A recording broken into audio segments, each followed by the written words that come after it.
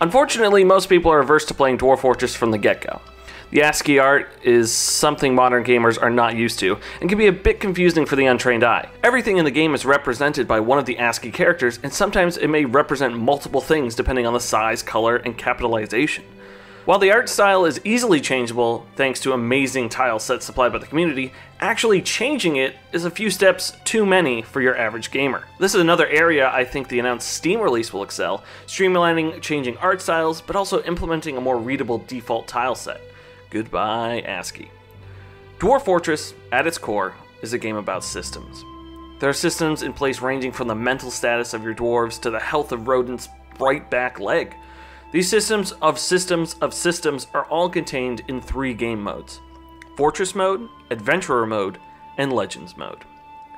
In Fortress Mode, you oversee a band of outcast dwarves venturing out to a new mountain home to thrive in the dangerous wilds around them. This is the mode that Boat Murdered is born from, and where the real meat of the game exists.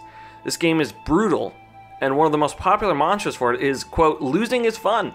In the turn-based adventurer mode, you play as a lone dwarf, making your way through the world, free to visit fortresses and even complete quests.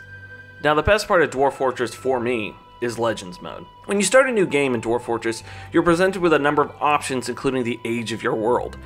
Any guide you read will tell you to do around 250 years, but I've done up to 1,000, which I've immediately regretted when my PC locks up and I can't access it for like an hour.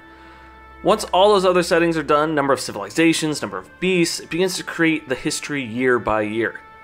Now, this isn't some funny text you see when a game is loading, like, quote, planting trees or sharpening the swords. This is actual simulation. For an average game of 250 years, it can take up to 25 minutes, but that time may vary.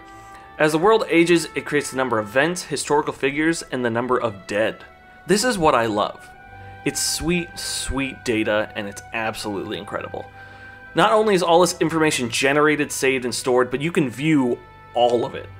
Every death, battle, structure, civilization, historical site, god, goblin, dwarf is viewable and searchable, and it overwhelms me to even think about it. In my last attempt to get into the game, I generated a world of 1,000 years and probably spent a few hours reading through the entire history using a utility called Legends Viewer by Bay12 Forums user Parker147. It really helps you look through all the information that is there, and you can easily lose yourself in it for a few hours, the same way you would lose yourself in a wikia. I'm not sure why any of this excites me, or why I really never sat down and tried to play the full game. Part of that is such a bold undertaking to learn the game. I mean, I had to buy a guide just to learn it. The other part is the amount I'm currently getting out of it, which is Legends mode, is enough for me. I'm enjoying it immensely. I love to learn the lore of the fictional places. It's why when I DM for my D&D group, I get lost in creating tavern menus instead of the actual plot. It's stuff that doesn't matter to anyone except me, and I love it. Now really, this whole video was because I really didn't have anyone to vent to about Dwarf Fortress, so I kind of just wrote this thing and I kind of just set it into a microphone, and you know, this is what you're getting. I'm really looking forward to the Steam release of this game, and I'm really looking forward to playing that game for hours and hours.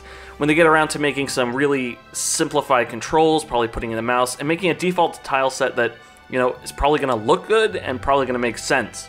Until then, I'm just going to be sitting here using utilities like Legends Viewer to see and read all about this amazing stuff, and I'll just be poring over that fictional history and loving it.